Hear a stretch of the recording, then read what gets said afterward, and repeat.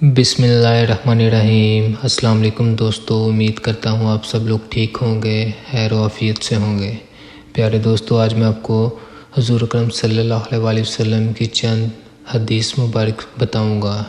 زید بن ثابت رضی اللہ تعالیٰ عنہ کہتے ہیں کہ نبی کریم صلی اللہ علیہ وسلم اپنے خچر پر بنی نجار کے ایک باغ میں تھے، ہم بھی آپ کے ساتھ تھے۔ اچانک خچر بھٹک گیا، قریب تھا کہ آپ کو گرا دیتا۔ 6، 5 یا 4 قبریں تھیں۔ آپ صلی اللہ علیہ وسلم نے فرمایا، ان قبروں کو کون جانتا ہے؟ ایک آدمی نے کہا، میں۔ آپ صلی اللہ علیہ وسلم نے فرمایا، یہ لوگ کب فوت ہوئے؟ اس نے کہا، زمانہ شرک میں۔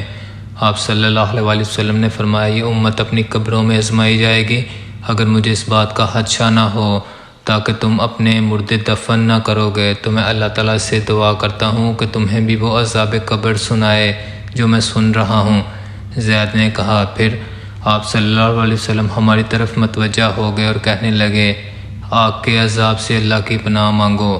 صحابہ کہنے لگے، ہم آگ کے عذاب سے اللہ کی پناہ میں آتے ہیں۔ آپ نے فرمایا، قبر کے عذاب سے اللہ کی پناہ مانگو۔ صحابہ نے کہا، ہم قبر کے عذاب سے اللہ کی پناہ میں آتے ہیں۔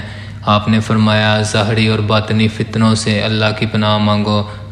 صحابہ نے کہا، ہم ظاہری اور باطنی فتنوں سے اللہ کی پناہ میں آتے ہیں۔ آپ صلی اللہ علیہ وسلم نے فرمایا، دجال کے فتنے سے اللہ کی پناہ مانگو۔ صحابہ نے کہا، ہم دجال کے فتنے سے اللہ کی پناہ میں آتے ہیں۔ ابو سعید خدری رضی اللہ تعالیٰ عنہ کہتے ہیں کہ میں نبی کریم صلی اللہ علیہ وسلم کے پاس آیا، آپ بخار میں تپ رہے تھے۔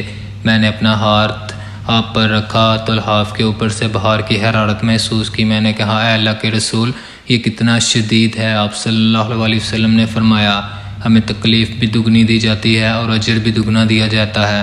میں نے کہا، اے اللہ کے رسول، لوگوں میں سب سے زیادہ آزمائش کس پر آتی ہے؟ آپ صلی اللہ علیہ وسلم نے فرمایا، انبیاء علیہ السلام پر، پھر نیک لوگوں پر۔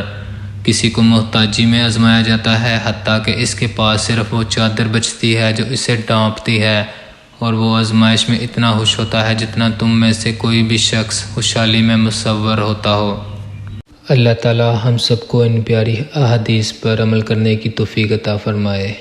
آمین ثم آمین یا رب العالمین۔ السلام علیکم ورحمۃ اللہ وبرکاتہ۔